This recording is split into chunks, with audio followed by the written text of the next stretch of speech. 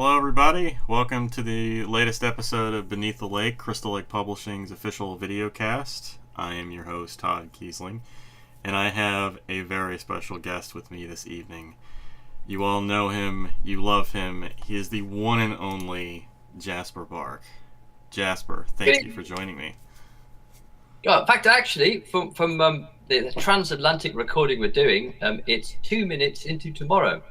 So I'm actually doing this, Todd, from your future. Oh my god, what's the future like? Is it as bleak as I expect it to be? Yeah, it's probably worse. It's probably worse. I'm terribly sorry. All I can say is Justin Bieber is still alive, and nobody has destroyed every single copy of Jersey Shores just yet. So I have no good news to tell you, except that I'm still here. Well, that's refreshing. From a small bunker in the southwest of England. Okay. And I have beer. Nice. I had one of those earlier. Japanese whiskey. So I'm completely well prepared. Excellent. You're definitely prepared. So, I'm curious, what does Japanese whiskey taste like? Japanese whiskey? It's some of the best whiskey out there at the moment. Really? Because the Japanese have gone absolutely totally mad over whiskey, and the key to whiskey are the master distillers, the guys who take the whiskey in its final stages, just after it's been sort of like aging in all the oak barrels, and they mix all the kind of essential and specific oils. And these guys it's such a specialized training, and it's such an art form that there's only like about 20 of them that work at a really, really high level anywhere in the world, and they've all been poached by Japan because they're not really as appreciated as the true artists and geniuses they are over in Scotland or Ireland, and it's such a specialized piece of work that they're always on a slightly precarious, because most distilleries are sort of they are on a bit of a knife edge, but over in Japan they're kind of worshipped like rock stars, and they pay them huge amounts of money. And so all the real master distillers have been poached by Japan. As a consequence, Japanese whiskey, some connoisseurs claim, is better than all but the really upper kind of echelons of incredibly expensive Irish and Scottish whiskey. So if you're looking at the kind of 50 bucks to 100 bucks kind of like mark, which will get you a fairly nice bottle of whiskey, if it's Scottish. Yeah. If you buy that Japanese whiskey, it's kind of the same as like about a $200 or $300 bottle of whiskey. So I can recommend it. That's awesome. I had no idea that was a thing. I gotta check that out. Neither did I until just recently. And the friends of mine who drink whiskey and know all about whiskey and are completely whiskey-fied, when they come out with their kind of alcoholic fug, have all told me about you. If you're not drinking Irish whiskey, you're seriously missing out. Nice. So, absolutely. Right, Irish whiskey or meth, apparently. Meth is making a big comeback. Meth. Okay. Big of a session thing, you know. All right. So, okay. Ladies and gentlemen, check out Japanese whiskey. I'm going to do that myself, actually. So, we are here tonight, you know, me in the past, you in the future, talk about our books. Joe, we've both done books. Yeah, we both have books. You've got a book coming out, well, today for you, tomorrow for me. Fascinatingly enough, it is today, isn't it? If I had my Kindle to hand, I'll maybe even see if I can download it. I wonder if in my time zone it will be live. My Kindle to hand, I'll see. As we're talking, I'll go into the store and see if I can actually purchase it. Don't think I will be able to, but never mind. We can have a go. That does remind me, I do need to do that myself. I need to go buy that. Just so I can have some sort of physical object to flash at the screen. But while I'm busy faffing with my Kindle, do you not have an absolutely beautiful, pristine hard copy of Ugly Little Things? Two hands, show the camera. I do. I do have a copy. I also have a book that came out a little earlier this month. It is called Ugly Little Things Collected Horrors. And it is this beautiful 400 plus page paperback, and it's gorgeous. I actually had some people compliment me today on the cover and the matte finish. It's not glossy, it's matte, and they said that it's like touching velvet. Oh man! Touching velvet. So I'm pretty proud of it. And tonight, I'm not sure whose idea this was. If it was Joe's, or if he said that we should like ask each other questions about our books.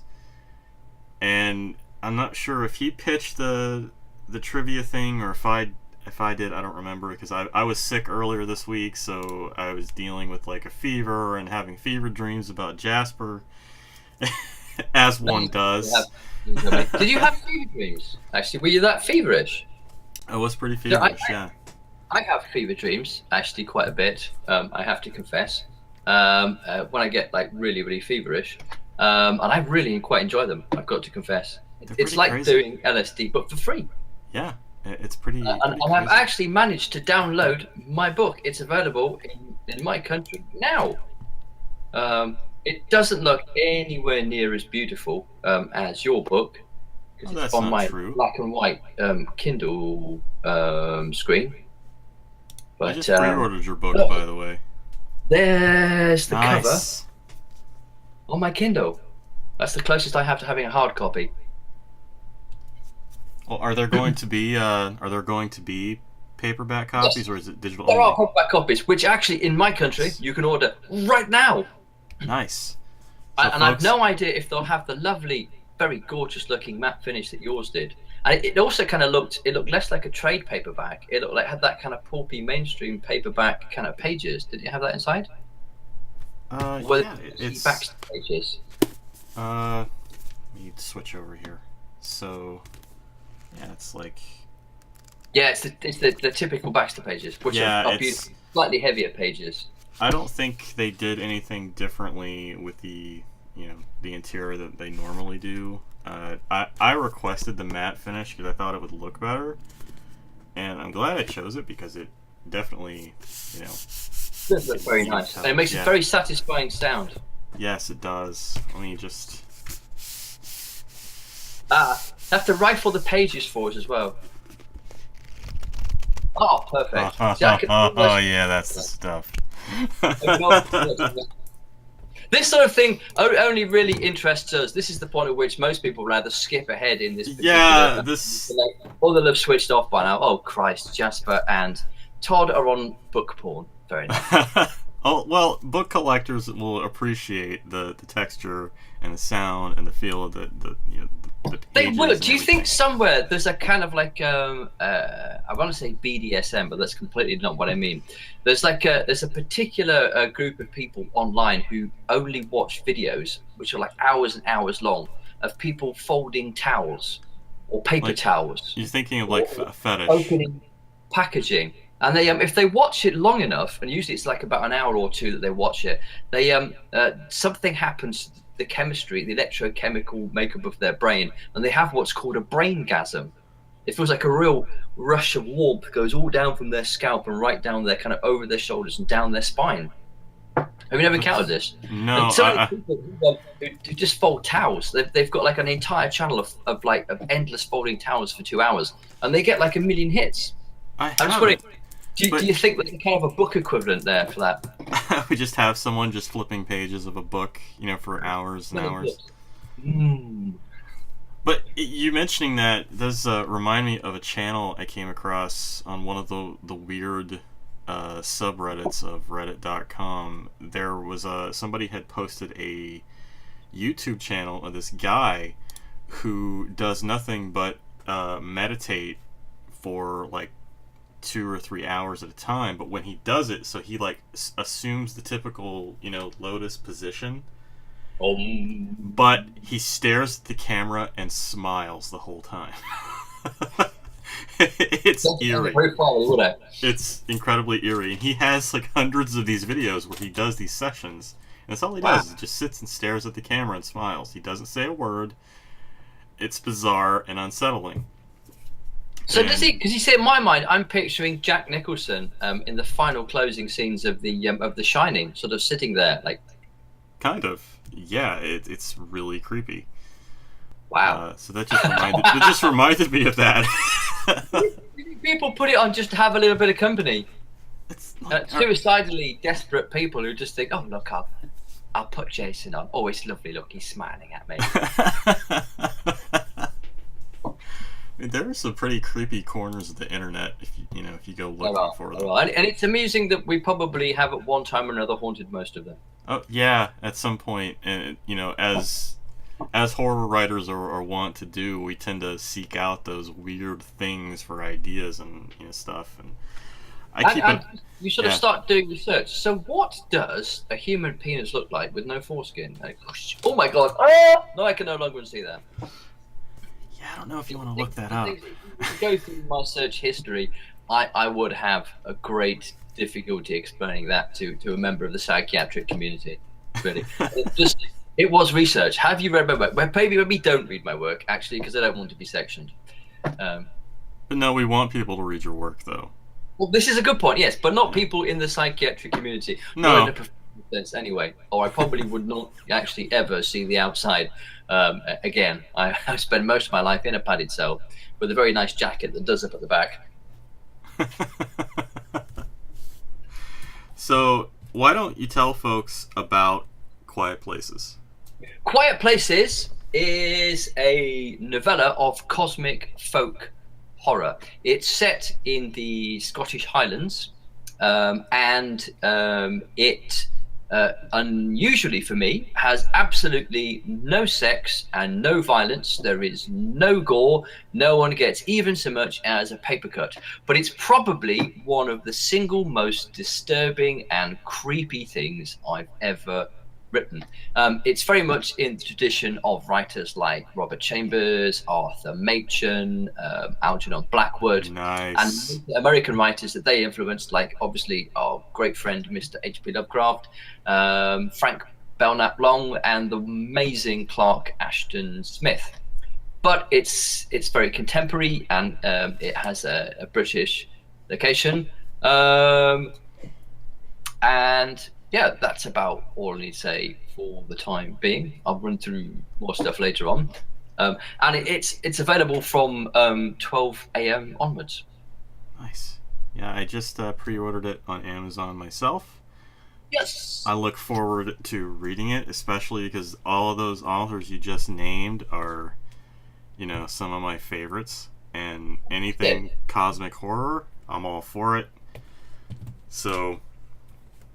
Well, yes, and it also works very much in the tradition of folk horror. And folk horror is a little subgenre that really flourished during the 70s, particularly with films like Blood on Satan's Claw, or, of course, the absolute classic Wicker Man, and films in that genre.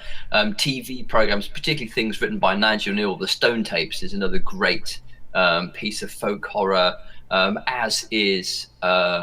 Quatermass, the 1979 revamp they did of it, which is set in an imagined stone circle called Ringstone Round.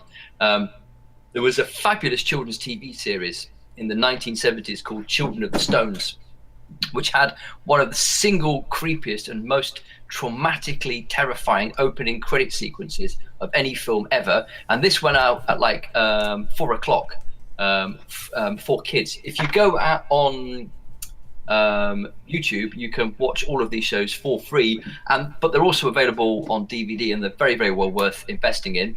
Children of the Stones, especially. Children of the Stones. Okay, I'm writing this down because it's an exceptionally and just the opening credit sequence in itself is worth it, and it has Blake Edwards in it, who later went on to star in Blake 7. Not Blake Edwards, Gareth Edwards. Sorry, Blake Edwards was the film director. Gareth Edwards, who was the star of Blake 7. And before he was in Blake 7, which was kind of like a slightly down market British Star Trek, kind of like a cross between Doctor Who and Star Trek, came out in the 70s. Still has a big cult following. Before he did that, he did Children of the Stones. The reason I mention all these is because all of these things were very readily available if you were a very, very, very small child in the 70s. and they also there was another thing called Pender's Fen, which was this bizarre hallucinogenic program, which once again went out as a play for the day around about 7 o'clock, and deeply disturbed me as a young child. And all of these things were really available to children. Nobody stopped to think, well, maybe a small child shouldn't watch something so psychologically traumatizing as these. They just put them out on TV. And in a way, I'm kind of glad they did, because many people growing up in the UK in the 70s and the very, very early 80s were exposed to a lot of incredibly, very bizarre stuff. And for many, many years, we all walked around thinking, did I really see that? What was that? Did I imagine all that? And then eventually, thanks to the joys of the internet, we began to get together and talk about this and go, wow, yeah, seriously, we did all see this. It really was as strange as we remember. So all of this kind of fed in, this rather kind of like strangeness into Quiet Places. And it's been recognized of late as the genre I mentioned, folk horror. So I kind of married that with cosmic horror and came up with Quiet Places. But I would like to hope that I've put my own completely unique and rather strange stamp on those two subgenres. Wow. Yeah, so I'm definitely glad I just bought that book, because I'm really excited to read it now. Yeah, actually, having read your stuff, Final Reconciliation, I would say it's probably very much right down your alley. Nice. But tell us a little bit. Now, I've mentioned Quiet Places. Tell us a little bit about your anthology, Ugly Little Things, which is a fabulous. Thank you. Ugly Little Things is it's a collection of horror stories, 11 stories, 10 shorts and 1 novella, which is, as Jasper mentioned, is the Final Reconciliation, which is kind of a modern Yellow King in Yellow story, Robert Chambers, those of you who might be familiar with that. It's not all cosmic horror. There is some cosmic horror in it. There's more just traditional horror, quiet horror, the subtle stuff. There's also some couple of gory, stories, ghost stories. The thing is that a lot of my horror stuff isn't, I don't know, I don't write werewolf stories. I don't really write vampire stories. I just write creepy shit. So, it's kind of hard to categorize, with the exception of Final Rec, because that intentionally was going to be a King in Yellow story. But yeah, it's 11 tales. It's reviewing quite well. I think it's selling pretty well too. And a lot of people have said some nice things about it, including John Langan, the Bram Stoker Award winner of The Fisherman, which was an excellent novel. If anybody, if you have not read that book, you need to. And John Paget as well, who also wrote Secret of Ventriloquism, which is an excellent collection for those of you who are fans of Thomas Ligotti. Oh, I've heard of that. I am a big Ligotti fan as well. I think we've mentioned you will like this. This book is amazing. It's a collection of stories. It's eerie as shit. It's just thinking about some of the stuff actually gives me chills. And John is a really nice guy. He did the audiobook recording himself. He himself is also a ventriloquist. So he knows his stuff, and he does it effectively. So check him out as well. That's good. But to get back to Ugly Little Things, yes. One of the things that strikes me about your work is, as well as being, there's kind of three things that stand out for me within your work, and you remind me of a kind of American Ramsey Campbell, which I mean is a big compliment. In that Ramsey works very much in very classic horror traditions, by which I mean kind of going back to people like M.R. James, some of the real literary forefathers of the movement. But there's a very contemporary feel. There's a sense that you're actually plumbing your own fears. As you said, you're not going for stock horror tropes and stereotypes and archetypes. You're looking at the things, I get the sense you're looking at the things that scare you. Yeah, that's pretty accurate. And there's a very quietly downplayed but very macabre intelligence behind them. So this is written by somebody who is not out just to either scare me or turn my stomach, but there's a sense that you want to prompt a bit of thought and engage the reader on a higher level. Absolutely. That is, it's kind of funny you mention that, the literary aspects. You're not the first person to tell me that. Didn't always write horror. I guess you could say I'm classically trained. I started out in college writing literary fiction. I have a whole backlog of stuff that I would not sell in a horror market because it's not horror. The thing is, though, is that I grew up reading horror, and that was always what I enjoyed reading. But I had professors in college who said, writing in genre, you'll never make a living, you'll never be successful, and we don't want to see that crap in our class. So I had to kind of write what they expected to see. And then I wrote a story for one of my creative writing courses that was it was a horror story. It was about a child abduction and at a town fair, and it got a really big response from the peer review in the class, and I kind of tucked that away. I kept that in mind, and so after college, after graduation and everything, I kind of started working my way back to horror. And that's, the last several years has been nothing but horror content, and in my opinion, it's some of the best stuff I've ever written. So, I feel like I'm not necessarily late to the game, but just kind of returning to your roots. Well, yeah, basically, it's what I feel comfortable writing, but I'm taking all of that stuff I learned, telling classic literary form, and applying that to the horror genre. So you're absolutely right in that I'm taking stuff that I'm afraid of. The opening story in the collection is called "A Man in Your Garden," and it's about someone getting up late at night. It's storming outside. They walk by the window and they see the shape of somebody standing outside in their yard.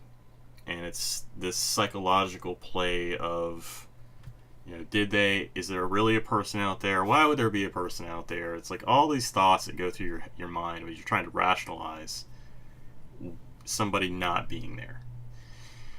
And that happened to me. I had to get up, I had to go take a piss, and I thought I saw the shape of a person standing out there, and that's kind of where that came from, where that went. And a lot of some of my irrational fears find their way into this stuff, because it's like that's how I connect with the character.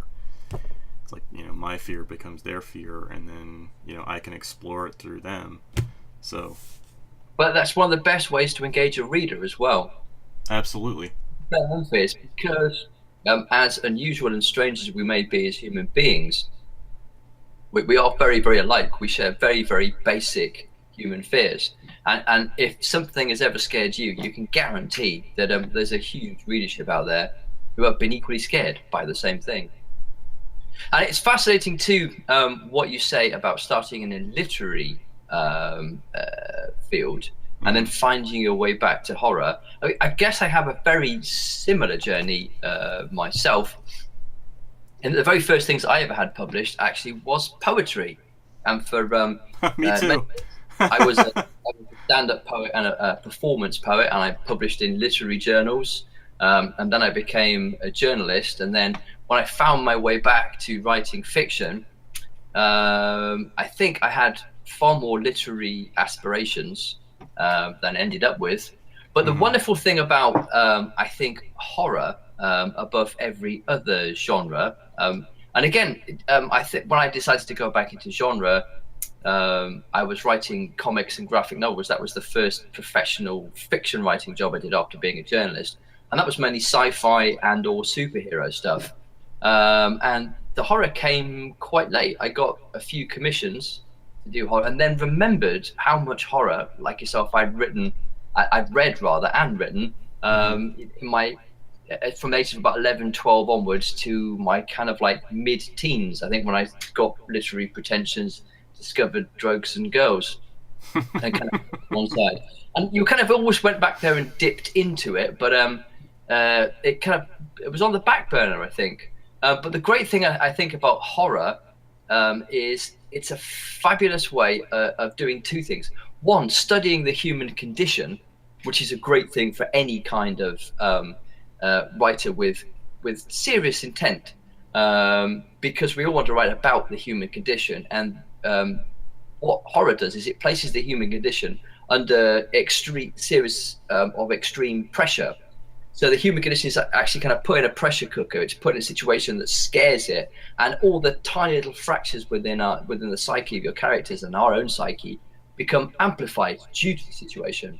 And the other great thing it does, because it deals with the paranormal, it allows you to be extremely imaginative, but not kind of imaginative in the way that people call magical realism, which always sort of seems to me, it's like the difference between porn and erotica. You can write about sex and desire and sexual acts as long as it's erotica and it has some artistic merit. And it's the same way, you can write about imaginative things as long as it's magical realism, not that horrible, nasty sort of icky genre stuff.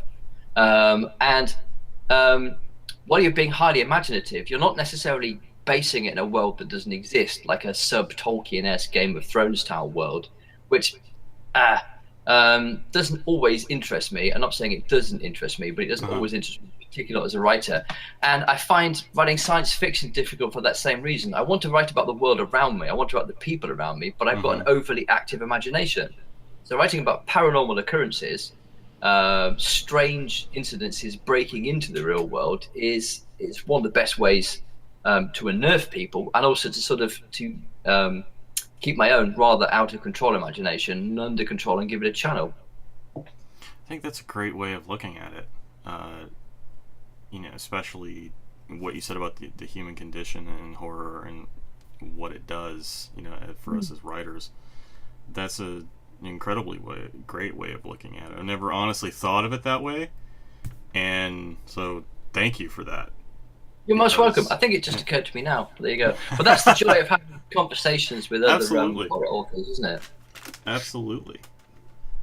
So yeah, we get to write about weird shit, but it's not weird shit on the planets, and it's not weird shit on kind of like strange fantasy worlds that you have to draw a map of in order to even begin writing. It's weird shit in the here and now in the world that we know, but it's still weird shit. So we get to write about the world that we know, we get to write about relationships and all these other things that we're interested in, and we get to drop wildly imaginative stuff right into the middle of it too.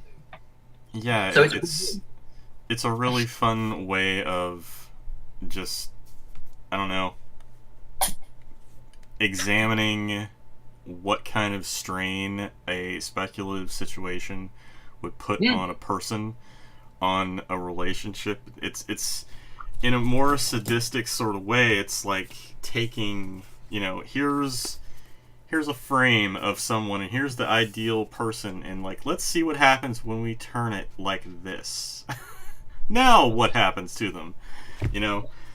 That was the absolute joy of the Twilight Zone. Yeah, because that worked on that thing. You establish a sort of everyman, a nice middle class everyman on the kind of cusp of middle age, who suddenly takes one step in the wrong direction and finds themselves utterly divorced from everybody else's reality, and then they're almost ostracized. One little thing happens. Somebody picks up the suitcase or gives them the wrong suitcase. They walk into a diner and they start asking the little thing on the thing to give them their fortune. They take the wrong train compartment and something, and it's just one little thing, and suddenly they're no longer in the real world. Everybody else is, but they aren't. They're in a Twilight Zone. And while it's always like a little fascinating conceit, but it's just one strange little kink in reality.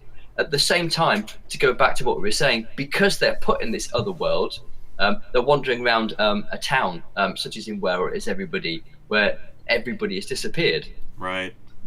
Again, they're put in that weird pressure cooker, and you get to see the human condition amplified and examined, because it's no longer quite in reality, but it's still a reality that we can engage with and understand.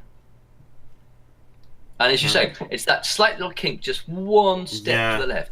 We're just going to turn this at a slight angle and see what it looks like now. And we're going to see how they react to this slight change. And I feel like that, speaking personally, I feel like that sort of, situation, that's sort of situational horror where it's, you have an everyman that everyone can kind of relate to, and they, that allows a reader to identify with them. But then you put them in a situation where it's like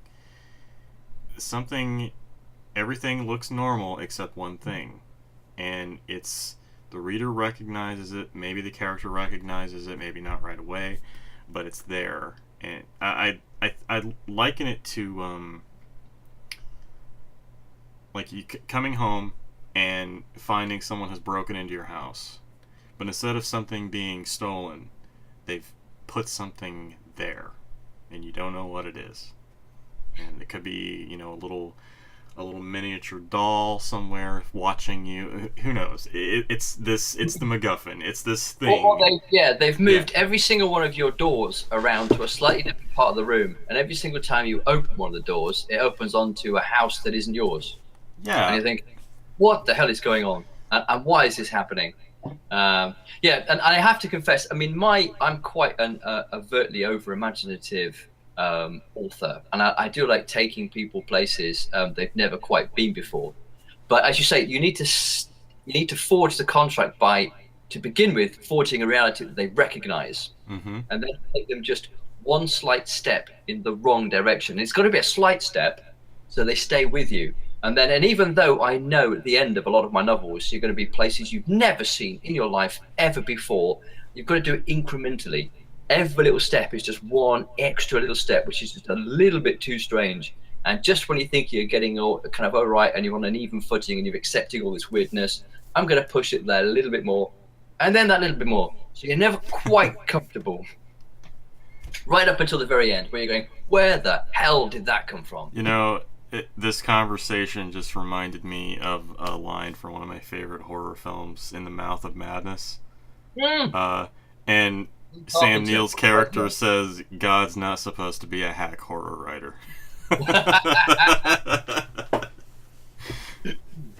Well, I guess, yeah. But that also, sometimes the joy of being a hack horror writer is that you can almost fly under the radar. You can do some really strange, fascinating things without necessarily being judged on the literary merit of what you're doing. Yeah, I kind of enjoy being the hack horror writer, because then I can get away with so much stuff in my fiction that, most folks... But then also, it's kind of quite nice to use a lot of very literary techniques within your work that people may not necessarily see within a piece of horror fiction. And not to be necessarily very ostentatious about your use of them, or to kind of like have it flagged up like a lot of literary fiction. Look, I'm being very clever. This is an allegory. Nabokov does that an awful lot. Wait, here it comes. Look, I'm being very clever. Here it is, an allegory. And in case you didn't notice it, I've mentioned it twice in the introduction too. Here it is. All those literary techniques, but you can sort of nicely fold them into the narrative, so people don't notice that you're using all these tricks and these techniques. They're just ways to kind of unnerve and scare them, and to build towards something they don't see. Yeah, I do know what you mean with the Nabokov and everything. Some writers will hugely enjoy. Oh, absolutely. And Lolita, which were fabulous books, but he is a little bit ostentatious sometimes. And so are a lot of modern literary authors as well. Yeah, I think some authors, I'm not going to name names, but just it's what I would call laziness, in that you have this, it's very obvious that there's something there in the story That's only there because it's going to serve a purpose. It's Chekhov's gun, but it's not. It's not hidden. It's not silenced. It's very obviously, hey, here's a big fucking gun. It's going to go off at some point. You better. Did you see this? Did you see this gun? Are you sure you saw this? Yeah, which is so. It's nice that we work in a genre where we have to be a little bit subtle about that, and it's not a genre that is in of itself a subtle genre, but we have to be subtle when we're being clever, as opposed to being overt about our cleverness. You sort of have to kind of hide it. And again, coming from a very blue collar background, where you would have gotten punched if you were the least bit clever, if you used a word that had more than 2 syllables. Growing up, so I had to be very careful about hiding my cleverness, or certainly not being overt about it. And I think it's the same thing with my writing. There's a number of times, if I can think of a slightly simpler, more direct way of saying something, when I go through my edits, it becomes a lot more simple and direct, and I hope a lot easier to read because of that. The Armand Rosamilia said something to me on an interview I did on his podcast about Ugly Little Things. He said, you use a lot of big words. Like, I'm still paying off the education that enabled me to use those words. So, those are my $10 words. I paid a lot of money for those words, and I'm going to use them, goddammit. You think big words. That was fighting talk. It wasn't just fight. That was just being punched in the face talk. Well, what's funny is that he couldn't give me an example of said words.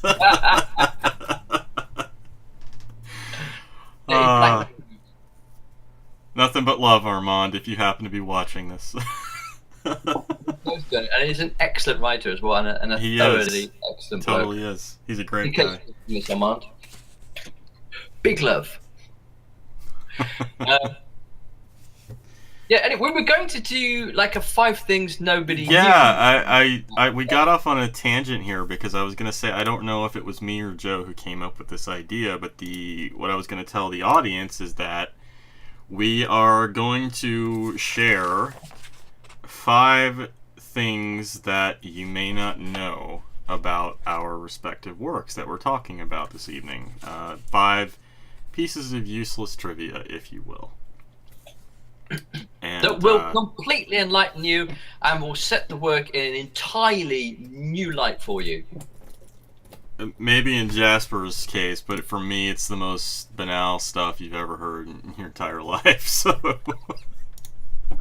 sorry, Jasper. That's not a problem. So, would you like to go first, or would you like for me to go first?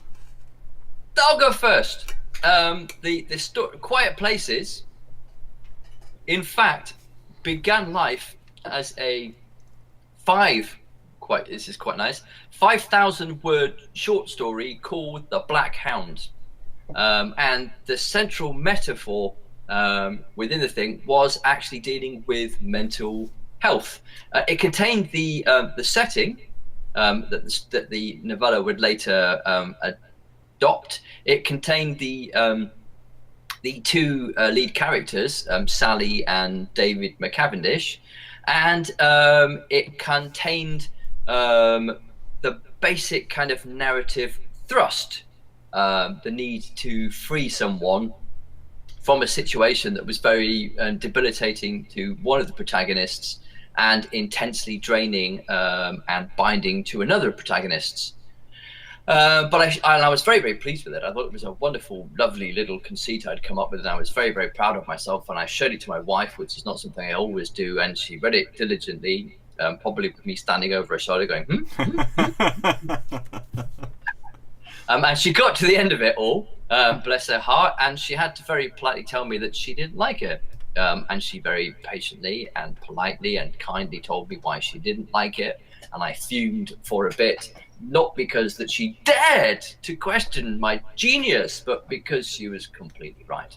And it needed work. It wasn't there yet, and I was terribly proud with it. And so I didn't send it off to anybody. I put it in a bottom drawer, and I let it kind of sit there and fester, thinking one day I'll pull that story out and I'll make it really good with just a few tweaks. So it was originally called The Black Hound, and it originally wasn't very good. Wow. Okay. Well, it's kind of funny though. Like a lot of the best stories I find usually have their origins like that. Mm. The ones that are persistent, like maybe your first execution of it wasn't quite, didn't hit the mark. So, but you don't want to just toss it into the wastebasket. You set it aside and let it ferment. Ferment is the right kind of word. Yeah, Yeah. go a bit yeasty and kind of ripe and a bit smelly. That was one of my $10 words, by the way. It was Ferment as opposed to ferment. foment, but foment would be a good word as well, actually. All right, so I guess I have to name something now. Yes. One of my things. Okay, so I actually wrote mine down. Otherwise, I wouldn't. I would just choke and completely forget. So there's a story in Ugly Little Things called "Saving Granny from the Devil." It's those of you who haven't read it yet. It's a story about a young boy who makes a deal with the devil to save his grandmother's life. So there's a scene that involves a stuffed animal, a monkey in particular, and it involves that stuffed animal coming to life and crawling across a table toward the protagonist and scaring the ever-loving shit out of him. Well, the thing about Saving Granny from the Devil is most of it is autobiographical, except for saving, the devil part, or is it? The thing about the monkey actually happened. Wow. Most people don't believe me when I tell them this.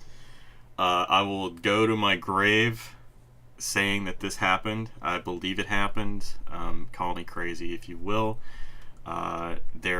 For a time after my parents divorced, my mom and I lived in the second floor bedroom of my great grandmother's house, my granny, and we had a shelf that had all of my toys on it, and there was kind of like this hierarchy of my favorite, and obviously I had this stuffed beige monkey that sat at the top because it was my favorite.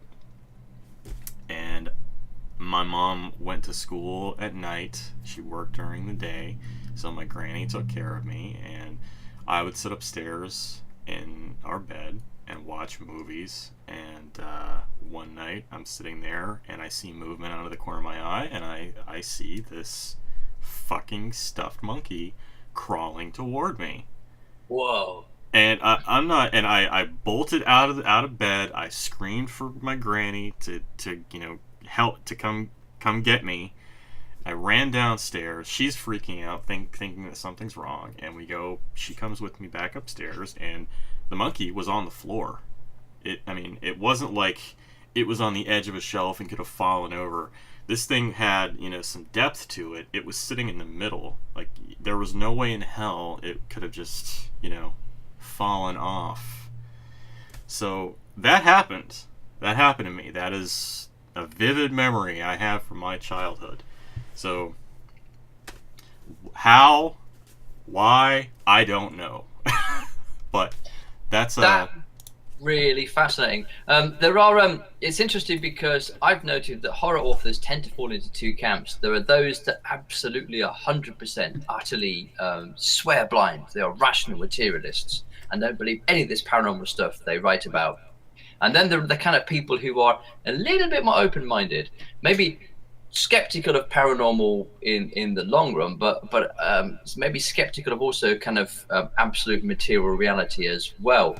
And the number of, because we were speaking before about writing about reality and putting Right. our own experiences into stuff, and having overactive imaginations. But most horror writers I've spoken to have one or two weird occurrences, things they cannot explain that deeply trouble them, and they've put them into their own horror fiction. And sometimes the most disturbing things come from the fact that we all have, that we all have several occurrences in the past that we really cannot explain. Some crazy, batshit, weird stuff that happened to us, that we just can't explain. Yeah. And that's some of the best fiction going. Even Lovecraft, for all his, I don't believe any of it, I'm a complete materialist. Even he had weird dreams and strange occurrences that he put into his fiction. That's why it's so effective. I agree. The monkey thing was... Even to this day, it's like, do I tell people this? They're going to think I'm crazy. I mean, they're probably going to think I'm crazy anyway, but... Well, you're amongst friends, you're having a private conversation. Yeah, it's absolutely. Not like put it up on the internet or anything, is it? Yeah, absolutely. I mean, this isn't going to go anywhere. Your turn, my friend. Number 4. I guess I should probably move on from my last fact on to the fact that when I was contacted by Steve Shaw of the Great British Horror Company, who wanted to do an annual Great British Horror anthology, and he wanted to do something on folk horror. I thought, oh, right, I've got that story stuck, fomenting even, getting all stinky in my bottom drawer here. I'll pull it out and I'll dust it off, and I'll see what happens. I'll make a few tweaks, and then it will be the genius. And I started to make a few tweaks, and I was supposed to do something about 7,000 words. It was 5,000 words. I only needed to add 2,000 more. Be a quick brush-up job, and I'd have it in no time. And luckily, I started this kind of about a month before the deadline because I had so many other things I should be working on, and the story wouldn't stop growing. It was kind of a bit like an irradiated amoeba on a mad scientist petri dish. It was a bit like if you ever listened to Lights Out, that story about Chicken Heart, the one that's terrified Bill Cosby. It just kept growing and growing and growing and growing and growing, and I was like 20,000 words into it for a supposedly 7,000 word story when Steve was going, you will have that story for me, won't you? And I had to kind of admit, look, Steve, it's kind of a little bit bigger than I originally said. I'm being a complete gent and a total sweetheart. He said, just keep writing it and hand it in to me when it's finished. Which was kind of slightly worrying because I was getting closer and closer and closer to the sudden death deadline. I went way past the original deadline that we agreed. And at one point, it even kind of went off what I thought was going to be a couple of pages of sort of exposition, or even a couple of paragraphs of exposition, became a giant, great story within the story and a huge cosmic journal entry. By which point I was just thinking, no! So it wouldn't stop going. So it takes up kind of like about a third of the entire anthology, a bit like a kind of an annoying passenger on a kind of an economy flight, really, kind of like lounging over every single seat in the back row, partly with his butt and partly with all the extra hand luggage he's brought on the thing with him. That was me in the back of this anthology.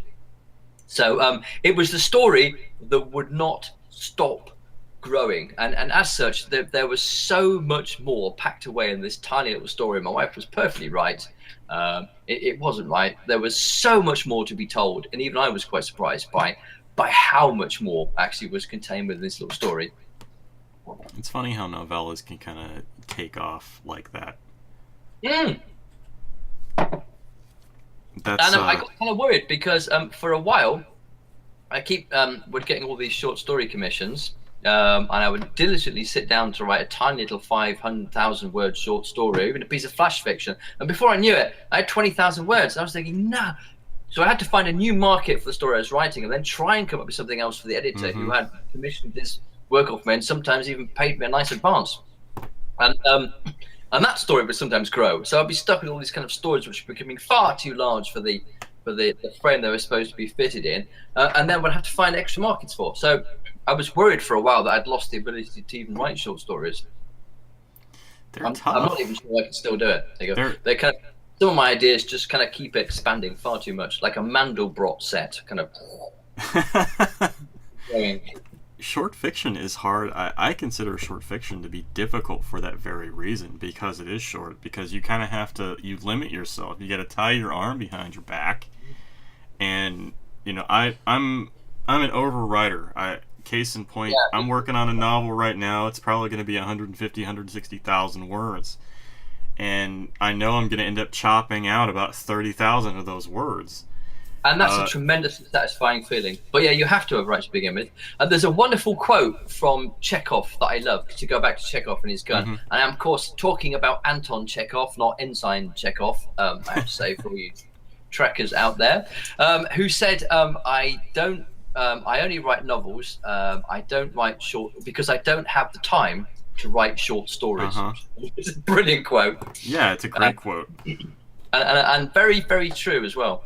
So we need your fourth fact, counting down. Yes. Switch back over. Okay. So, number 4 for me, useless trivia about ugly little things, is in the story Radio Free Nowhere, which is about a couple traveling through the Appalachian Mountains, West Virginia area. They pull off the highway and stop at a gas station that's kind of like in the middle of a very rural, wooded area. So that whole story is based on the multiple road trips my wife and I have made over the years to my hometown in Kentucky. It's about a 1,000-mile drive. And we've gone through West Virginia at probably all hours at this point. Sometimes we go through a very isolated spot, and it's terrifying at night because there's literally no one else on the road. There are kamikaze deer that want to kill themselves on your car. They run out, and we were driving. It was during the day of, oddly enough, it was during the day, and we pulled off this highway because we were hungry. We'd been traveling for a few hours. We wanted to stretch our legs, and we pulled off the highway with the promise of a restaurant called Biscuit World. And I'm not proud of it, but I was hungry. And we kept driving and driving and driving off the highway. We're getting miles and miles farther away from that life-giving vein that will take you to civilization. We're getting further removed. And it's just like we're in the middle of the forest. We have no idea where the hell we are, and we finally find a spot to turn around. It's a gas station, and I hate to speak in stereotypes because these southern U.S. redneck family, like the ma and pa clamp it. You got mother and father, the kids, the grandparents, the whole family, and we pulled into the parking lot of this gas station, which is just... Whoa, you're getting some echo. Yeah, a tiny little bit, but keep going. Okay. So we pull into the parking lot, and I'm not kidding, there was an entire family just chilling out in front of this gas station, and they're like, overalls, no shirt on. Real? Yeah, like it was like, did we wander onto a movie set? There was no banjo, was there? No, there was no banjo, but I would not have been surprised if there had been. And we stopped. We didn't need gas. We looked at them. They looked at us, and I did a U-turn and got the hell back to the highway. So that specific incident did not make it into the story because I was under a strict word count restriction for that one when I originally wrote it. But the whole idea of going into a place that's foreign to you, it's removed from everything, that was kind of one of the real life situations that inspired that story.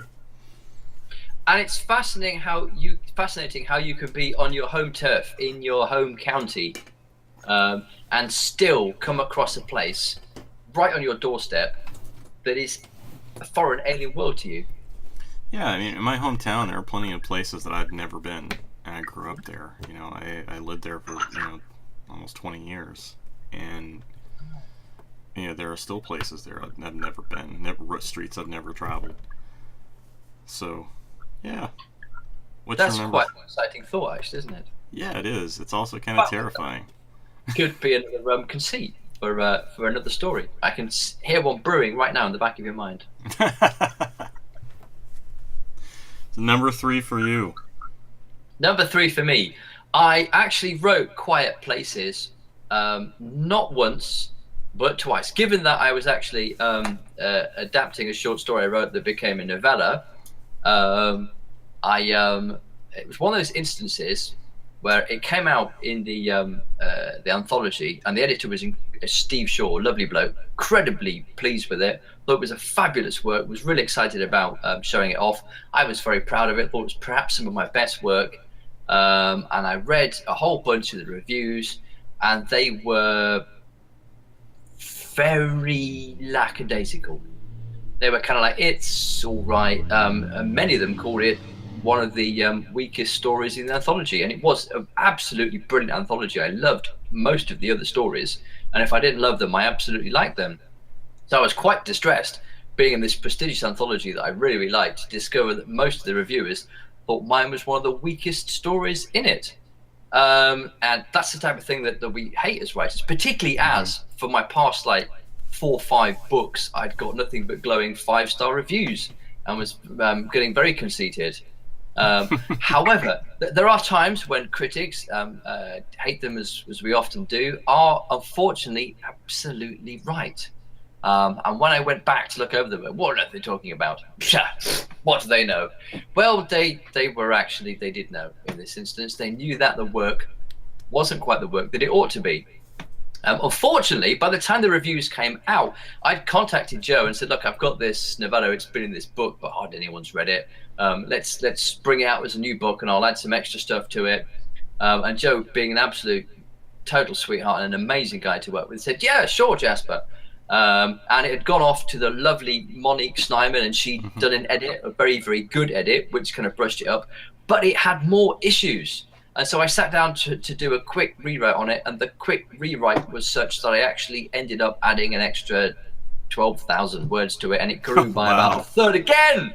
Wow. So it's a book that was written not once, not twice, but 3 times before I finally got it right. And that, unfortunately, I have to admit, was thanks to the not the lousy reviews it got, but the very mediocre reviews it got, which I hate saying it, but sometimes your worst critics are perfectly right about your work. And I got the chance to go back and fix all my mistakes. So the Quiet Places, the book released by Crystal Lake, is not the story at all, not the book. It's the same story, but it's not the book that was published in the back of Great British Horror Volume 1. So it's entirely rewritten, and it possibly has about 2,000 word passages in it that were in the original version. Other than that, it's completely written. When I say it's revised and expanded, it's utterly written from scratch. Poor old Monique, having done all the work on it and done a wonderful job of editing it, had to go right back to scratch and edit it all over again because it was a completely different manuscript. So I should say thank you so much for her patience and understanding. And also thank you to Paul Michael and Des Lewis in particular, who gave me very poor reviews. Thank you for those bad reviews, because you made it a better book. Nice. And it's rare that a writer will say that to his critics, but I hate to say it, you were right. It's like, yes, thank you for the bad reviews. I hope you die. Thank you. Exactly. I'm choking on those words, but yes, you were right. I did need to go back and fix it all. In fact, actually, I think it was Paul Michael on This Is Horror, which is actually a website with whom I have a very ongoing history, that have written some lovely, lovely, wonderful glowing reviews of my work, and for which I've written an ongoing column for ages. So to get a stinky review from kind of my home town, my home team in horror was doubly chastening. But he did say that he thought that probably in amongst all there was a very good story struggling to get out. And I hope he was right, because I certainly went back and tried to free that story. Nice. Yeah, it's funny how those bad reviews can, bubble up to the surface, and some of them can actually be quite constructive, and others can be, entirely dismissive. Yeah, we've all got reviews. I think the reviews that you hate are the mediocre ones, the ones that say, yeah, it was all right, which always annoy me. Or the reviews you feel are unfair. You know, such Yeah. as somebody saying, you know, what this novel needs to be is if he just set it in the Scottish Highlands, it would be brilliant. And you go, the things set in the Scottish Highlands, what kind of idiot are you? There are those reviews, but I've been very lucky in the reviews I've gotten. I think for the past 5 years of my career, they've either been very, very glowing, which is very, very lovely, or they have been like for the original version of Quiet Places, spot on. And though they were critical, I needed to hear that. Didn't like hearing it, but it made it a better work. Yeah, that's honestly one thing I wish would happen more often, is that when it comes to, if someone's going to give a bad review of something that you've written, at least take the time to say exactly what it was that wasn't working. But a lot of times it's just like, this book fucking sucked, 1 star. It's like, come on, I took the time to. This book was delivered to the wrong address, and when I got it, the cover was completely torn. 1 star. How dare they? And you're criticizing Amazon's delivery policies. Not my work. What do you mean? My favorite is the 1 star that my second novel got because the guy didn't have time to read it. I couldn't read this. One of my favorite reviews was from Groucho Marx, who wrote to I forget actually who the author was, but he wrote from the minute I picked up your book to the minute I put it down, I was convulsed with laughter. Someday I mean to read it. Nice. And apologies for the really tricky Karl Marx. In fact, Karl Marx sounded nothing like that, and neither did Groucho.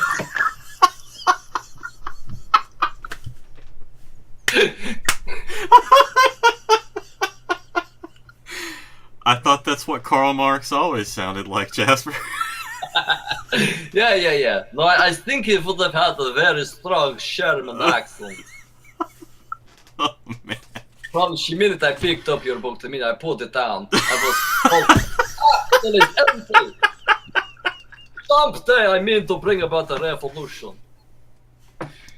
I need to talk to Joe about just having you help me co-host these things, because that's hilarious. See, I can't do stuff like that. About having you actually consigned to an asylum somewhere.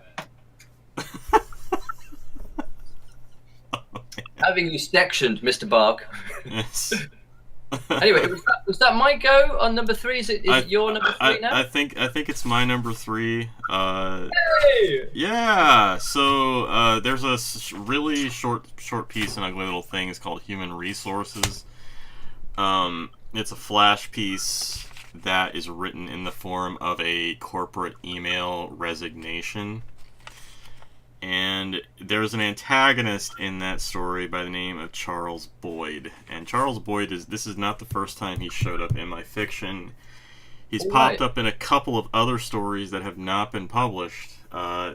This goes all the way back to when I was in college. I had to write a story I conned my teacher, one of my teachers, into letting me write a story instead of writing an essay.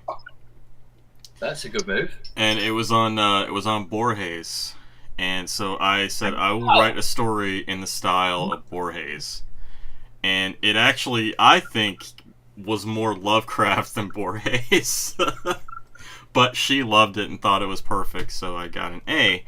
But the antagonist in that story was the name of Charles Boyd.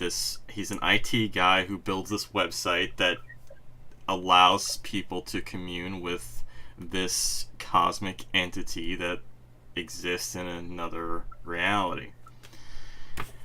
So Charles Boyd also popped up in another story I wrote a few years later that has never seen the light of day. More detail into his termination from this company, and the email kind of, is from a different perspective about his termination many years later. So, yeah, that's a little tidbit. I'm sure we haven't seen the last of Charles Boyd. He pops up from time to time and stuff. I was just going to ask you, is he going to be like a common thread between a lot of your work? I'd like to write a fully fleshed out story about him someday, but I don't know. He's just this thing that I kind of like the idea that he's just this character that pops up from time to time with no real emphasis, and it kind of mirrors the concept of he's this ghost in the machine, so to speak. So That's good.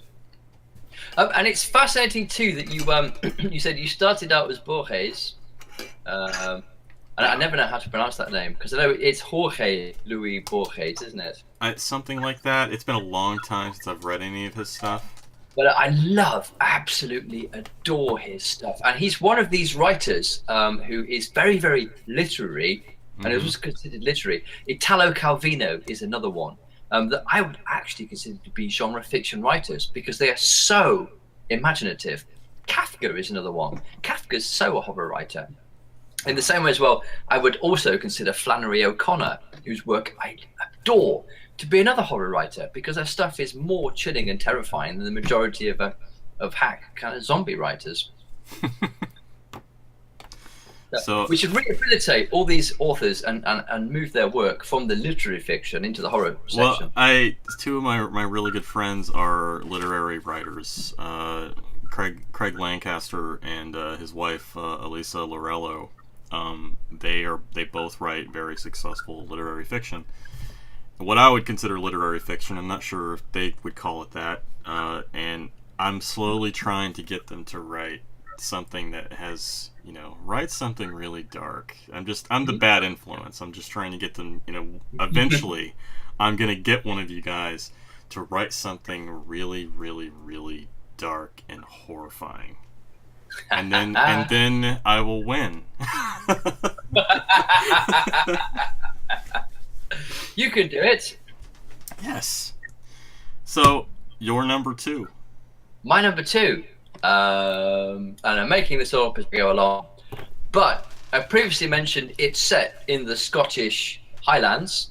And when I began writing it, I knew it was a piece of folk horror. I knew, like a lot of folk horror, it was going to be set in an isolated village, miles from everywhere, that was cut off. And for all kinds of reasons, had cut itself off in many, many ways from the 20th century. What I didn't know when I began writing it was that it was set in the Scottish Highlands. In fact, it wasn't until I was quite a way into the story when one of the characters had to modify their brogue for the main character, Sally, who's an off-comer, that I suddenly thought, what do you mean modify your brogue? Why is he modifying his brogue? And then as he carried on a little more, a few of the characters made points. It suddenly occurred to me, heaven, this is set in the Scottish Highlands. And then when I thought, I better go back and add a bit of local detail and kind of colour into it. And I went back and discovered there were loads of little clues that it was set in the Scottish Highlands right from when I was writing it. It's just that the story knew where it was set, but it took me a little while to catch up and go, oh, this is where it's set. And I'd even mentioned little bits of kind of local colour, about the particular type of flora that grows around there and why it's growing around there. And I'd mentioned the characters had noticed it. And when I went and did some research, I better put some proper some proper kind of detail in here that's very, very specific to this part of the world. I discovered I dropped things in there that I had without thinking about it. Oh, wow. So the story is often cleverer than we are. It often knows things that we don't. And I'm sure every writer has at one point or another had this and thought, oh, that's a bit weird. This story, in effect, knew where it was set, knew what it was set, and it knew in advance more than I did. It knew that it was probably 5 or 6 times longer than I originally thought. It knew that I had to rewrite it all over again from scratch. It knew that it was going to have stories within stories, and even though I wanted to do quick bits of exposition to cover background, that it wanted to tell a completely new story that was intimately linked with the main narrative in order to tell it. And it knew it was set in the Scottish Highlands, in a part of Scotland I had never been to, and it even told me this before I knew. So it, generally speaking, was a lot cleverer than I am. But that's not the first time that's ever happened to me. And it's not difficult sometimes to be a lot cleverer than me. I've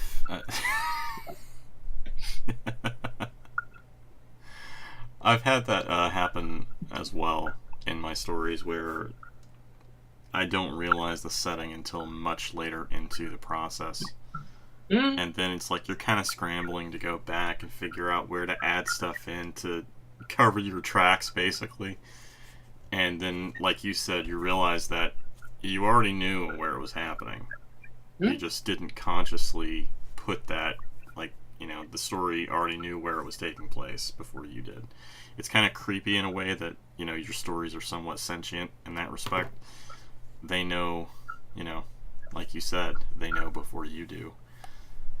So there's something oddly sinister about that, I think. Th- there is, but I think it's the the the ongoing act of spending so much time sitting focused on one particular activity and attempting to kind of put yourself in a semi hallucinogenic state Yeah. where you can see the scene around you and you can hear the characters talking, and they develop a life of their own, so you are listening to voices in your head, and they do start talking, and there's a point where you think, oh, I better have them say this because that gets this point across, and suddenly they start talking for themselves and you are just taking dictation. And there's you notice after a very long periods of devoting yourself to this activity that something happens with your consciousness, and you are, as a writer, when you are writing, a whole heck of a lot cleverer than you are in normal life. Mm-hmm. It's almost a savant thing, I think, actually, It because is. you're kind of like you're not even really capable of getting dressed properly or having like a decent conversation while you're working for long periods of time, but you are cleverer than you are in normal life, and it's very, very difficult to describe that to people outside of it. But it's something I've spoken to quite a few writers about. It's like taking a super smart drug. You realize things that are usually outside of your perceptive ability or your possibly your kind of like IQ ability, and you engage with concepts that are sometimes slightly outside of your ability to comprehend, but suddenly you are a whole heck of a lot smarter. Yeah, I would agree with that. It's bizarre how sometimes you find this, you tap into this almost like a subconscious like stream of knowledge in a Mm, way, and it's like you go back and you read over something after you're done, and you're like, holy shit, I where did that come from? exactly. Yeah, it's like, where did that come from? And it's really weird that way, and like that's something that non-writers, I think, will never understand until they've actively tried to do it and been able to get to that mental state. So like you said, it's a semi hallucinatory, like self-induced hallucinatory And state. things come up in your work where you think, I wish I'd thought of that. Yeah. And It's like, technically speaking, people like you did, but it honestly didn't seem that way. Some characters. I remember having two characters having a conversation, and one character was so fast, and I was sort of trying to think what the other character would say, trying to have a bit of a banter, and this other character was so quick and put him down so much, and every single one of this character's replies just came out of nowhere. Woof. I think, how was he that quick? How was he that witty? And I was trying to sort of keep up with him as the other character, trying to give him, and he was totally outclassed by this character who just always came back, put him back. And I think, where did that come from? I even had one incident. I was getting towards the end of it was the second novel I ever wrote, and it was a work for hire job. I was just grinding it out as a pulp meister. It was the pitch from the publishers was they wanted John le Carré meets the professionals, which is a kind of a it's an Avengers style kind of like two men on a mission TV program from the 1980s, which is effectively what I wrote. And as I was getting closely towards the end, I had a femme fatale character in it, and I was thinking, it's not kind of complex or dense enough. I need to put in a subplot here. When I go back quickly for the final draft, I've got to add a bunch of chapters and do this thing. And it got quite close to the end, and suddenly the main protagonist asked this femme fatale character about something, and she said, well, you do realize all this has been taking place while you've been going along? And he said, no, which is pretty what I thought. What do you mean? And she said, oh, yes. And she actually outlined this entire subplot, which had been going along the main plot this entire time, which totally recontextualized most of the scenes that I'd written. And I was thinking, no! And I was actually keeping a notebook to one side while she did this, thinking, where the hell? Oh, how did I not see this? I think I must go back and add some of these details because this will all be gold. And then when I got to the end and got to the novel, I thought, okay, I'll go back and have those details. They were all already there. Yeah. I just been having at such a white hot speed. I hadn't seen them. And all the reviews I got said, where did this twist come from there? Nobody saw it. That was so clever. And I thought, I really feel guilty for taking the credit for that, because I didn't come up with it. My character did. She was doing all these things, and I thought, where the hell did that come from? The story knew it, and I was a bit like, whoa. It's sort of like what Stephen King says. A lot of stories are just artifacts that you find, and they were already there. So. You're just They're uncovering artifacts them. that find you, actually. Yeah. Kind of tap you on the shoulder. Excuse me. And you're a bit like, whoa, what? Yeah, when it begins to flow. Maybe in like a few hundred years after we finally mastered quantum physics, we'll discover that we've actually been tapping into alternate realities this whole time. Wouldn't that be something? We probably already inhabit them. You're probably we just right. don't realize that. So... It's your number 2. It's my number 2? Okay. Titles. Ugly Little Things was actually the original title for the story The Harbinger, which is the penultimate story in the collection. The Harbinger being a tale of a West Virginian doll maker who makes her dolls in a very disgusting way, without spoiling anything. But that's actually where the title Ugly Little Things came from, and I decided to use that as a series title instead of just a story title. I thought it didn't work as well as a story title. More of just a thematic concept, which at the time was, in the story, the idea was that there's a doll maker who's taking all of these negative things and taking those and infusing these vessels that she's making with these negative things. So there are these dolls that are literally just negative emotion, negative situations, just memories, anything like that, and hence Ugly Little Things. So that's kind of where that came from. That's a short one. And I thought it was a great subversion, because Little Things, a very close colleague and good friend of yours, wrote Pretty Little Dead Things. Yes. That was Mercedes Murdoch. Pretty Little Dead Girls. And there's been quite a few things which mentioned, but it was my favorite. I thought it was a wonderful riff on a theme I saw with a variety of titles. It's one of my favorite uses of that. Ugly Little Things, and it kind of it sums up in many ways our short fiction, doesn't it? Yeah, it does. And these are here are my ugly little things. They're all horrible. But we're examining that part of our character, I think.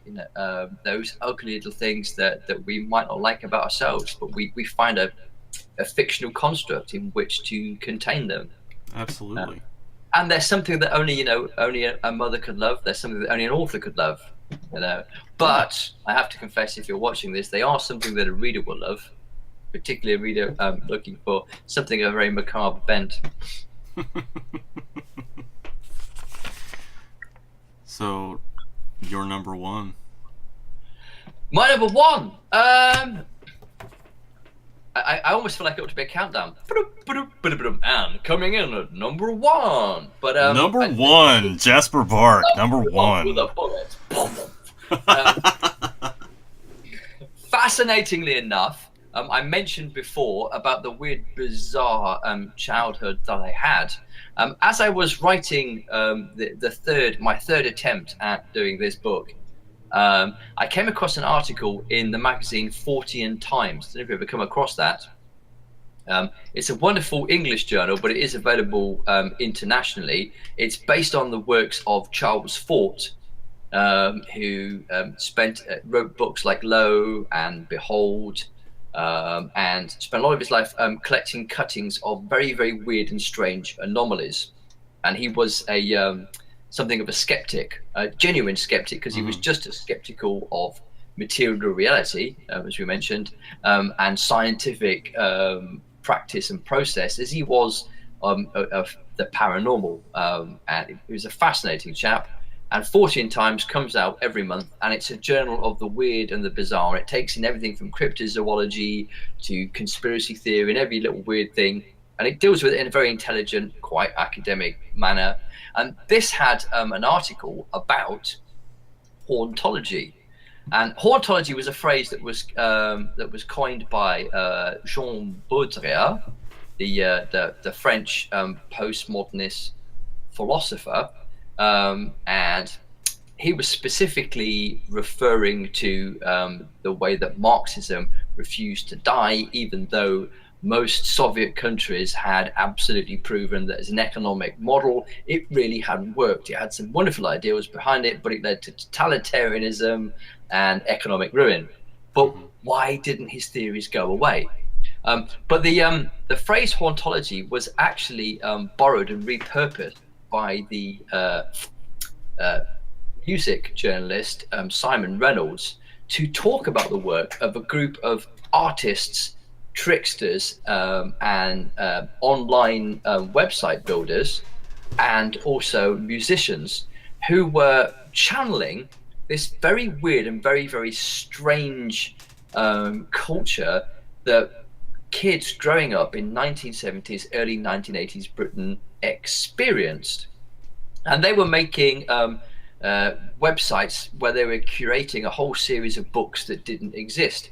Somebody even came up with creating a small English county that was subsumed by other counties and now no longer exists and has been expunged from all maps. And as weird as that sounded, during the beginning of the 1970s, for no apparent reason, they moved a whole load of boundaries from counties. And I remember I grew up in a northern county that at one point was part of Lancashire, and we suddenly found ourselves part of another county called Cumbria, which was completely reinvented out of the blue, and they just took bits of other counties and stuck them together. And this chap invented a county down in the West Country where I now live, and went through all these weird maps and all these weird anomalies which took place there, which were supposed to be, which didn't really make any sense and was full of weird paranormal happenings. And the official things covered it all over and took it off all maps and tried to wipe out. And he was doing this. It was almost like he was curating online. You read it and you think, Christ, I think I remember this, but it didn't exist ever. And they kept coming up with weird book titles and strange anthologies. And there's a couple of very, very, very strange labels bringing out this weird music called hauntology, and it sounds like the type of music you would listen to. We had a thing in our kindergarten, in our kind of like up to middle school, called music and movement, and we call it infant school and primary school in the UK. And you had to do this music and movement, so you would kind of like, you would go to the gym, you'd get down to kind of like your vest and a set of shorts, so basically your gym gear, and they would play you very, very strange music, and then somebody with a very nice, very polite middle-class voice. Now, imagine you're sitting in a forest. There's something very, very strange happening in the forest. There's a strange bubbling monster somewhere in the corner. Can you imagine you're a bubbling monster? Do a movement like a bubbling monster. Listen to the music, and we'd all have to do this music and movement. And the teacher would sit there with a large tape recorder playing these tapes to us. And it was a very weird and surreal experience. That's bizarre. And the music for a lot of the kids programs we watched was really weird and unnerving. And it was so weird and unnerving that a lot of us had just almost kind of like buried it at the back of our psyches, except for a small group of musicians based around a couple of labels, one of which was called Ghost Box and one which was called Clay Pipe. And they were attempting to channel all this 90s, 70s weirdness, but bring it very much into a contemporary setting and almost explore an alternate reality that only existed in their weird and warped imaginations.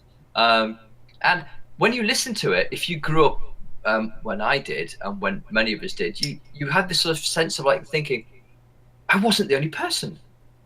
This really did happen. Oh my God, somebody else gets it. And these guys were doing in music and in fine art what I was trying to do with this novel. And it was a little bit like somebody had written the perfect soundtrack. So in the back of the book, I've actually put together a soundtrack based on all the different very, very weird albums, which are a weird mixture of kind of 1970s moog and electronic music mixed with weird kind of strange folk music and bizarre avant-garde semi-psychedelic electronica that it's impossible to encapsulate. But it captures this mood of what it was like to be a very small, impressionable child, kind of almost in the company of semi-psychopathic but very well-meaning adults who did irrevocable things to your imagination, which scarred you for life, but in a good way. So my novel probably sits within a very, very, very weird, strange movement that's known as hauntology, which is summoning up a very, very strange 1970s British childhood, but recontextualizing it within a contemporary environment. No offense, but it sounds like you were subject to a social experiment when you were a kid. it kind of felt that. I remember having a chat with an American graphic novel writer who'd actually served time in the army and had been to Soviet countries. And he was showing me the drawings he'd done for this espionage thing. And he said, man, I was actually over there in the States. You've got no idea what it's like. I mean, this is exactly the type of, this is what the buildings were like. This is where they lived. And I was looking at it thinking, that was my hometown. If you lived in the UK in the early 1980s, it kind of looked a bit like Soviet Russia. The difference between the America that we saw coming through on the programs, television, and where we lived was like 20 years. You had like front loading, top loading, like washing machines. You had like microwaves. You had answer machines. You had like cordless telephones with like push button dials. None of those things existed in my reality. It was like watching something genuinely. I was joking about coming from your future. It was like watching something from the future. And it wasn't until the early 1990s that technologically we caught up with you. And we started having similar things. Because we were a poor European country. And I mean, in many ways, I think we think of ourselves as kind of an unofficial state of the US. That's really interesting, because growing up, in the American public school system, for what that's worth, not very much, especially these days. I never had the perception that the UK was, like that. The UK was so just backward. The funny thing is it wasn't until I was speaking to Greg and he was pointing out to me that I thought, wait. And then right about the same time, somebody else posted some documentaries which had that they'd found on YouTube, which had been around from my childhood. And I was thinking, heavens, it wasn't just, no, I'm not misremembering this. God, it does look like, and he'd made the joke about, if you think this looks like Soviet Russia, well, that's kind of what Britain looked like in the late 1970s, early 1980s. And he was kind of right. It did. Wow. Yeah. Yeah. Okay. So I'm going to have to go look that up tonight, because that is not at all the perception I had of the UK. I've never been to the UK. I hope to change that, in the next few years. But that's not at all the perception that I had. No, quite fascinating enough. And also, there was a very big disconnect between the capital, London, which was a very cosmopolitan, very rich place, and the rest of us. And London often thinks of itself as the UK. As the country. And I remember I lived in London for 17 years, and when I went off on tour as a stand-up, often you'd get the national papers to find out what was going on in your hometown, because no one ever bothered to report any news that was going on in the rest of the country unless something blew up or a whole bunch of people were massacred by a psycho. It all took place in London. and people are very, very London centric. And London did move with the times. When I went to go and see relatives in London, it was very, very different from the experience growing up out in the sticks, out in the boondocks, where Wow. we all grew up. So most people's, I think, and also kind of view of the UK was that either it was London or that it was some wonderful period setting, some Merchant Ivory movie, or some Jane Austen novel, which it kind of is, because where I live in a small medieval town where the buildings go right back to Anglo-Saxon times, and there's stuff standing that was there, in the 5th and 6th century, and you can still walk around them, and they still haven't fallen over, which is very, very lovely. And obviously there's a bit of like newer architecture as well. So I live in a nice kind of like period kind of like film set, really. And then just up the road is the Georgian city of Bath, which again, it's got so many zoning laws about it, and people get so uptight about building something that's out of character, which I thoroughly approve of, by the way. That it looks like you are in some kind of period costume Downtown Abbey film set. Except for people carrying mobile phones, and there's not as many horse and carriages. There are kind of like cars on the road. Right. And you're driving on the other side of the road. Which I think... That's really very confusing. Particularly if you go abroad and you spend a bit of time abroad and you kind of come back, you've got to kind of... It's almost like you have to change the kind of... Slightly rewire your brain. Yeah, I would be worried that I would, kill myself if I had to drive in the UK, because I'm so, ingrained in driving on the right side of the road. So that's really You'd get used to it. But it's typical sort of British obdurate. Well, of course we're right. No, and the rest of the world is this is completely wrong. Silly foreigners don't know which side of the road to drive on. Well, to be fair, I'm envious that you guys have the metric system. So. But only grudgingly did we accept it, because that again, it's another nasty foreign invention. It comes to this awful French people. You can't even spell meter properly. They did kind of put the R and the E around the wrong way.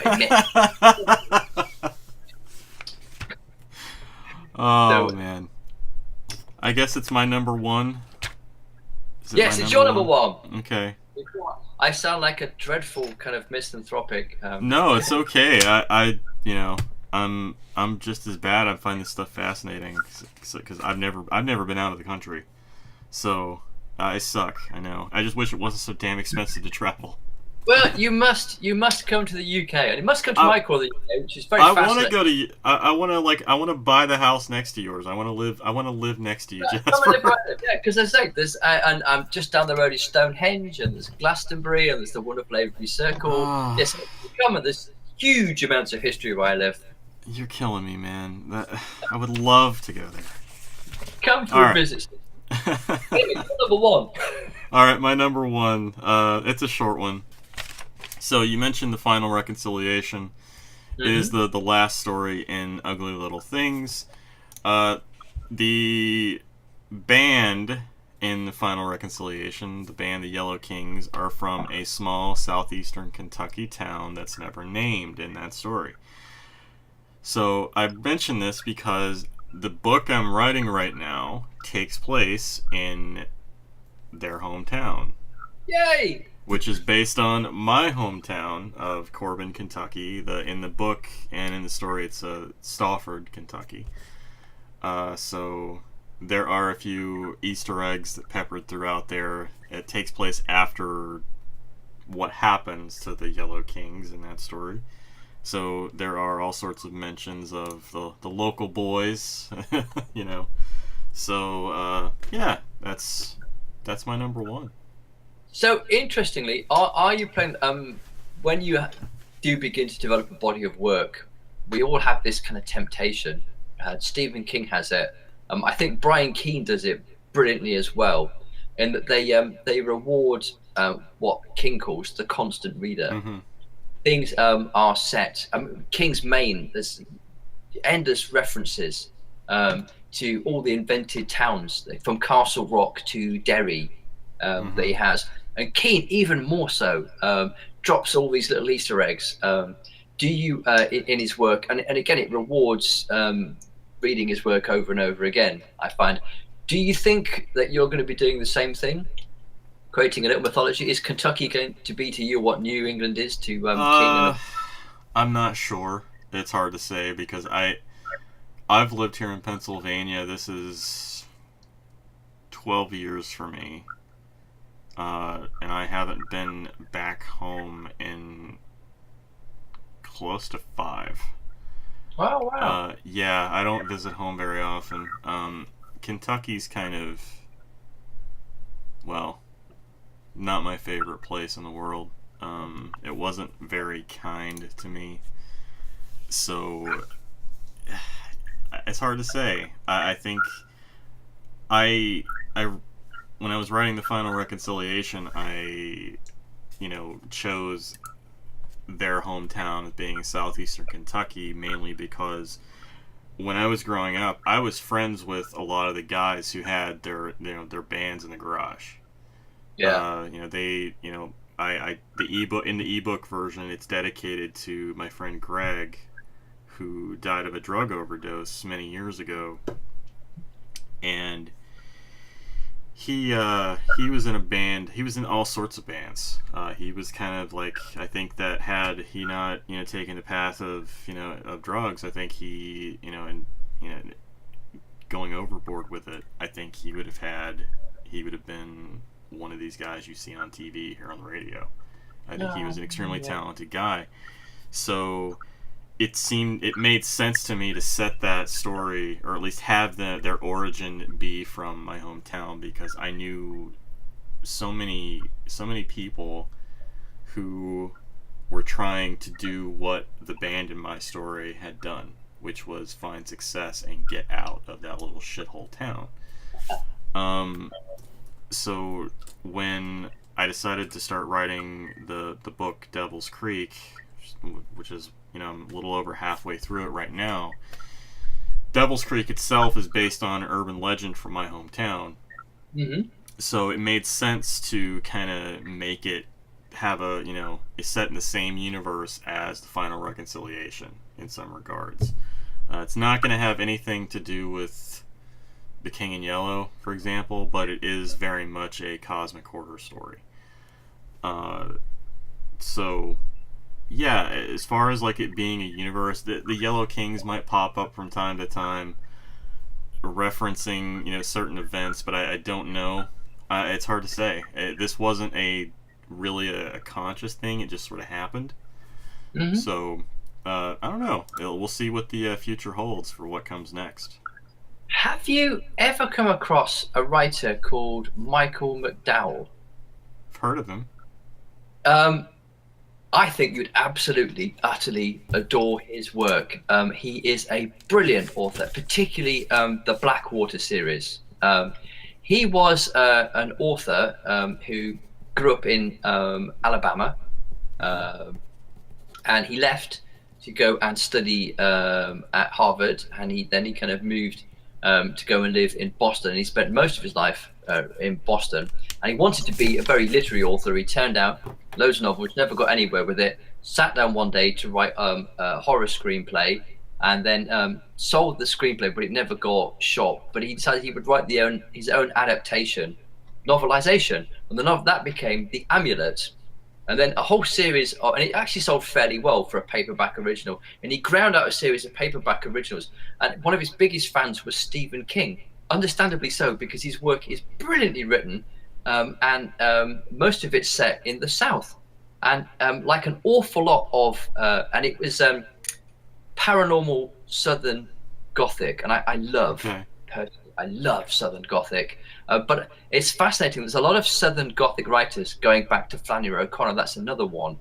Eudora Welty, not so much Southern Gothic, but very much a Southern writer, who are transplanted Southerners who kind of go up and become like East Coast intellectuals, but never quite get the Southerners out themselves. And it becomes this incredibly rich vein which they continue to mine and produce some of my favorite fiction, I have to say. And it was fascinating what you were saying. All the little things you said during the course of the interview makes me think, wow, you must read Michael McDowell's work, because he's a brilliant author. The Blackwater series, you said? The Blackwater. Oh, Okay. my God, those are good books. They came out, they were published once a month for like 6 months as paperback originals.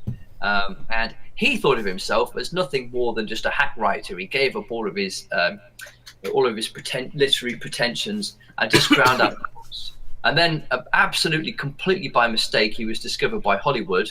Hollywood phoned him up and said, "Can we adapt one of your stories for this anthology series?" And then he had to actually say, "I'm terribly sorry, you've got the wrong Michael McDowell. There are 2 of us."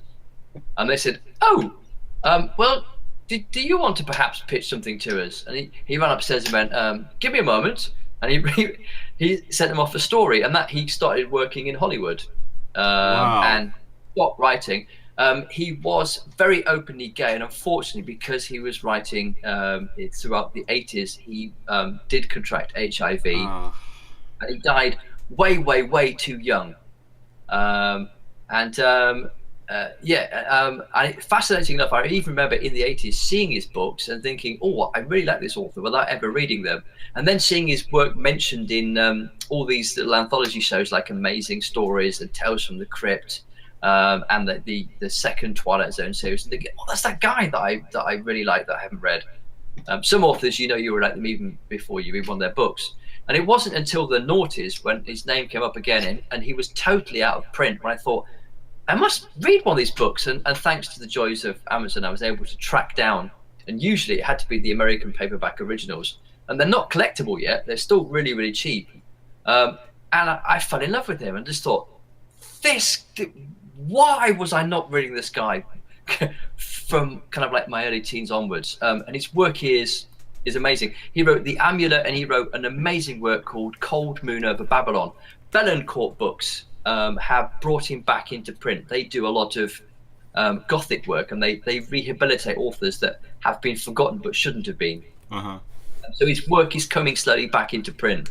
But he did The Amulet, Cold Moon Over Babylon. He did two wonderful period pieces called Gilded Needles, set in 19th century Boston, and Katie, which is just a wonderful Gothic historical romance. And the Blackwater series, a series which follows a generation of families, and it's kind of like a real good Southern Gothic family saga set in a small town, where we follow a whole generation, a whole family through 4 different generations, starting with the war and coming right up to the present day. But one member of the family, who becomes a grand matriarch and controlling the family, is not human, has really otherworldly, strange, almost kind of like Innsmouth style origins. And it's a bit like if Eudora Welty got together with Robert Aikman and Richard Lehman and wrote a novel series in which she gave like Robert Aikman 2 chapters in this novel to write, and Richard Lehman 1 chapter. So 1 chapter is incredibly gory, like, where the hell did that come? And 2 chapters are a bit like, what? This is just bizarre beyond belief. And the rest of it is a wonderful family saga. And it utterly gripping, totally unlike anything I've ever read, and utterly couldn't recommend him more. Awesome. He's a forgotten author who really should be a preeminent horror author. Okay. I've written his name down. I also wrote down the Blackwater series. In fact, I will leap up to my bookshelf, because I've got all his books now in the paperback originals. This is Blackwater Book 1. It's a fabulous cover. Just trying to get it so it's all in shot there. Okay. And that's called The Flood. And it's got if you open it up, it has this wonderful little nice. Again, this is a lovely 1980s book, is what you expect. It came out in 1980. And this is Cold Moon Over Babylon, which is it's a fabulous title. I love it. And it's a wonderful book. Again, fabulous paranormal Southern Gothic. That's Gilded Needles, which I mentioned before. I'm playing him. And The Elementals, which most people consider to be his absolute total classic. and it's kind of, if you like, again, if you like Flannery, it's Flannery O'Connor crossed with Peter Straub. Okay. And fascinatingly enough, his last novel was finished by Stephen King's wife. He became quite Really? good friends with the Kings, and every single member of the King family, I think, apart from the one daughter, is a novelist. Right. And Tabitha King is actually a very talented writer in her own right, and she finished Michael McDowell's last novel, which is called Candles Burning. Nice. Yeah. So anyway, that's just a bit of a detour there. Thank you. I hugely recommend. Start with the Amulet, and I read him in chronological order. Start with the Amulet and just kind of read on from there. Okay. The Amulet. All right. Cool. Thank you so much. And this is going to be probably the longest Beneath the Lake episode ever. And this is great. I mean, this has been a great conversation. It's always a pleasure talking to you. Yeah, and it's quite epic. We've almost done 2 hours, I think. Yeah, it's an hour and 45 minutes at this point. So I'm going to, because it's almost 9 o'clock here, I'm sure it's, really, really late for you. I'll let tomorrow, you. I'm actually traveling. I'm having to get up ridiculously early because I'm going to FantasyCon, which is Nice. like the world. It's the British version of the World Fantasy Convention. It's the British Fantasy Society has FantasyCon, and it's one of the big dates on our calendar. So I'm getting up in about 3 hours. Oh wow! Well, Jasper, thank you for spending your evening with me. This has been great. I've had an absolute blast, Todd. Thank you so much for having me on and for being so fascinating in terms of a conversationalist. Thank you. We'll have to do this again. But before we go, can I plug a couple of other things? Absolutely, please do. I have a graphic novel out called Parassassin, which is a bizarre blend of paradox, political parody, and cutting-edge science fiction and horror. That's available from Amazon and all good comic shops.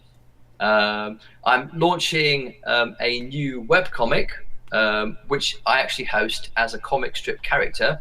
So it's kind of like if you cross the Old Witch and the Crypt Keeper with Rod Serling, I appear on my own comic strip as a comic host.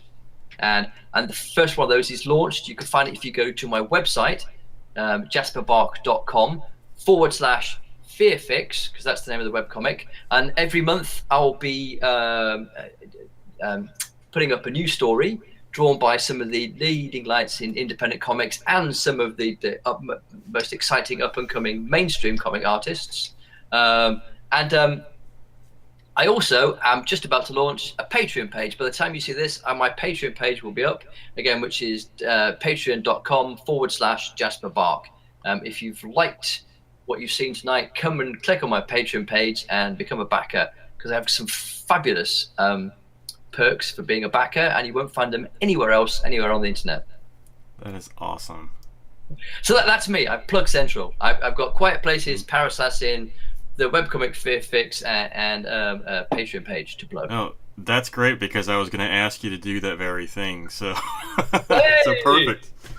So, and your latest book is Quiet Places, which is available from Crystal Lake Publishing, and Amazon, and all of the good booksellers.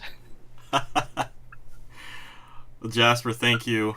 And my name is Todd Keisling. My latest book from Crystal Lake Publishing is Ugly Little Things: Collected Horrors. You can buy this right now, and you should. Along with Jasper's book, though. Buy them together right now. Just stop watching this and go buy them right now. Actually, I think they're quite a complimentary set. I'd say you're quite right about that. So that's been another episode of Beneath the Lake, folks. Thank you for watching, and we will see you later. Bye.